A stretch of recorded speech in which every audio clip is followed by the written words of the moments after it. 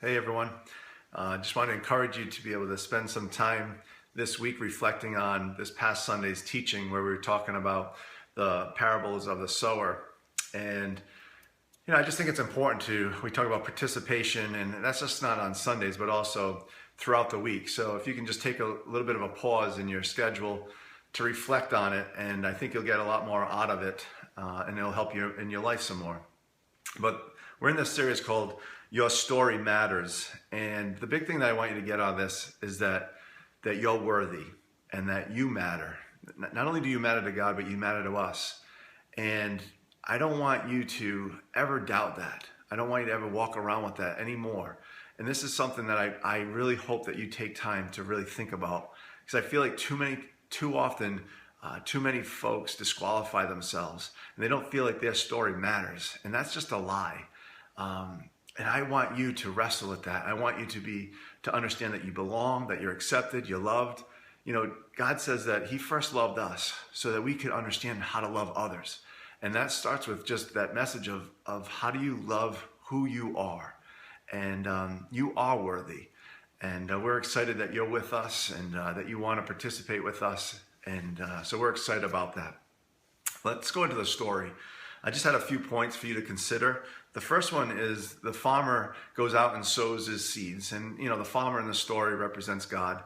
But the thing that I love about this is that the farmer plants in all the different soils. They're going to talk about 4 different soils. And he doesn't discriminate. It doesn't matter if the soil was good, if it was hard, if it was with weeds or whatever it was. He says, I'm going to sow these seeds in the hope that it'll bring new life. And the thing that I wrestled with was that when I read the story, it doesn't make a lot of sense to me. If I were the farmer, I would take the seed and I would only put it in the good soil. And I think that's part of the point of this parable. We said that the parables have many layers of meaning, right? And so I'm just offering one perspective on that. But if I were that farmer, I would take that seed and plant it in the good soil so that I could get the most harvest out of it. The good news is I am not the farmer. And I think the question is, what kind of farmer are you and me? And how can we become more like the farmer in this story? The one that says, you know what, I don't hold grudges against people. I've planted seeds in other people's lives. And life maybe taught me not to trust people. It taught me not to plant seeds over there because it's a waste of my time. And that's not what this farmer says. He says, I'm going to love indiscriminately, and I'm just going to sow seeds, trusting that there could be new birth out of whatever soil that particular person is at the time. So that's something that you can reflect on. The next thing is, out of the 4 soils, I just want to talk to you about one that really stood out to me the most, and it was the hardened soil. And this one is when life taught us not to trust people, not to risk loving people anymore because of how we were unfairly treated, whether it was through our parents and our upbringing, whether it was through our best friends that stabbed us in the back, whether it was a love relationship that fell apart, whatever that might be. Life had a way to come at us and say, you know what? It's hardened my heart to a place where I don't trust you anymore. I don't trust God anymore, because if He allowed these things to happen in my life, what good do I want to have anything to do with Him? And that, you know what? If that's where you're at, fine, keep coming.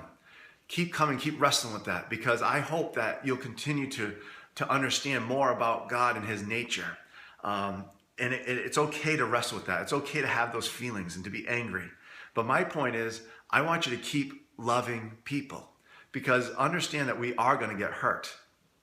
And that's okay. It's part of it, but it's worth it. And that's something hopefully you'll get to over time. The other part of that, it says that on that hardened path, the path was trampled on. And we have a way, life has a way of beating us down sometimes. And the point of this story is to keep getting back up. And you can watch the sermon if you want to at www.stonecoastcommunity.org. And as you're watching it, there'll be a picture out of this hardened soil. And there's this flower that's just comes up out of that. And I love that because to me, it speaks of God's grace and His goodness. And his not giving up on us. He said, I don't care where you're at. I don't care what you've done.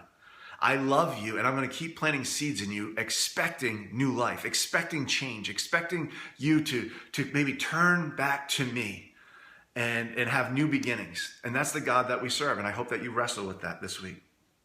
Now, the last part that I want you to think about, we had Sarah Riley came up and shared, and it was amazing, because the thing about parables is that as different people read them, you come up with different meanings.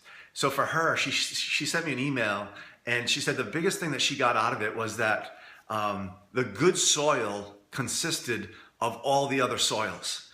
And I loved that thought. And she just said, you know what?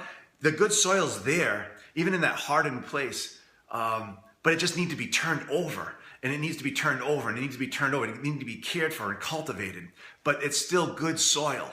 And I love when she shared her personal story about going through divorce and just having that grade school faith of belief before that. But then life came at her, and in that trial and in that hard time, she discovered another level in God, if you will, where she learned to trust him more deeply, and her faith became more real. And now she's able to share that with other people. And I just found that to be a real cool thing. So wherever you're at on this journey, I just ask that you wrestle with that, you think about these things, and we hope that you join us again this Sunday, where we're going to be talking about God's unrelenting love. Thank you.